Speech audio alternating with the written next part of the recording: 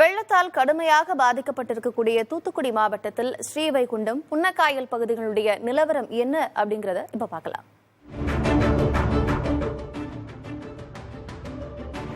பெருமழையால் மிக மோசமாக பாதிக்கப்பட்டிருப்பது ஸ்ரீவைகுண்டம் சுற்றுவட்டார பகுதிகள்தான். கருங்குளம், ஆதிச்சநல்லூர் உள்ளிட்ட ஊர்களில் தண்ணீர் வடிந்தாலும் அதன் பாதிப்பு இன்னும் குறையாமல் தான் உள்ளது. வீடுகள் பலவற்றையும் வெள்ளம் வாரி சுருட்ட 70% மக்கள் உடைமைகளை இழந்து தவிக்கிறார்கள். அவர்களுக்கு தேவையான உணவு, தண்ணீர் போன்றவை அரசு மூலமாகவும் தன்னார்வலர்கள் உதவியுடனும் கிடைக்கிறது. ஆனால் சில குடியிருப்புகளில் மழைநீர் வடியவில்லை. முதற்கட்டமாக நடமாடும் மருத்துவ முகாம் அமைக்கப்பட்டுள்ளது. இங்கே காய்ச்சல் மற்றும் தலைவலி மற்றும் ஸ்கின் டிசீஸ்னால சேத்துப்புண்ணு இந்த மாதிரி மற்றும் டயரியல் டிசீஸ், வயிற்றால வாந்தி அந்த மாதிரி நிறைய கேசஸ் வந்துகிட்டு இருக்கு. மற்றும் பாடி பெயின், தலைவலி போன்ற காய்ச்சல் தொந்தரவுகளுக்கு பொதுமக்கள் இங்கே மருந்து மாத்திரை வாங்கிட்டு போயிட்டு இருக்காங்க. ஸ்ரீவைகுண்டத்திற்கு அருகே இருக்கும் சிவராமமங்கலத்திற்கு செல்லும் சாலை துண்டிக்கப்பட தேசிய பேரிடர் மீட்பு குழுவினர் மக்களை மீட்டனர். அங்கு தண்ணீர் வடியாமல் இருப்பதால் வீடுகளுக்கு செல்லாமல் நிவாரண முகாம்களிலேயே மக்கள் தங்க வைக்கப்பட்டுள்ளனர். சிவக்களை மற்றும் அதனை சுற்றியிருக்கும் ஆலடியூர், நடுவூர் உட்பட 20 கிராம மக்களின் அன்றாட வாழ்க்கை முறை முடங்கியுள்ளது. தாங்கள் பேரிடர் மீட்பு குழுவினரால் காப்பாற்றப்பட்டாலும் தற்போது வரை எந்த உதவியும் கிடைக்கப்பெறவில்லை என்று அங்குள்ள மக்கள் கூறுகின்றனர்.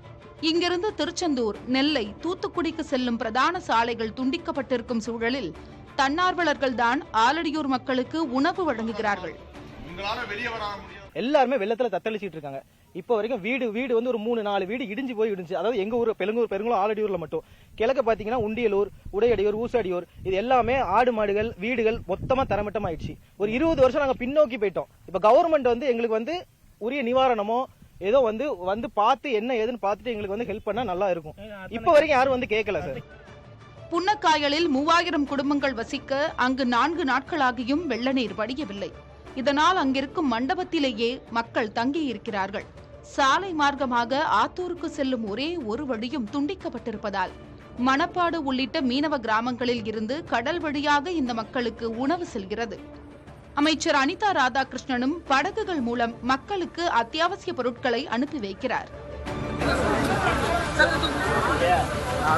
இதனிடையே ஏரலில் வெள்ளத்தால் சூழப்பட்டுள்ள பகுதிகளுக்கு தேசிய பேரிடர் நிவாரண படையினருடன் படகில் பயணித்த MP கனிமொழி அங்குள்ள மக்களின் தேவைகளை கேட்டறிந்தார். அவர்களுக்கு அரிசி, பருப்பு, காய்கறிகள் உள்ளிட்ட பொருட்களை வரவழைத்து வழங்கினார்.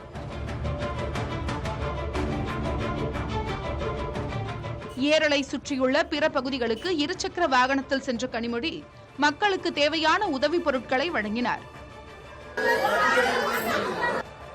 மெய்ஞானபுரத்தில் தேமுதிக பொதுச் செயலாளர் பிரேமலதா விஜயகாந்த் வெள்ளத்தால் பாதிக்கப்பட்ட பகுதிகளை பார்வையிட்டார்.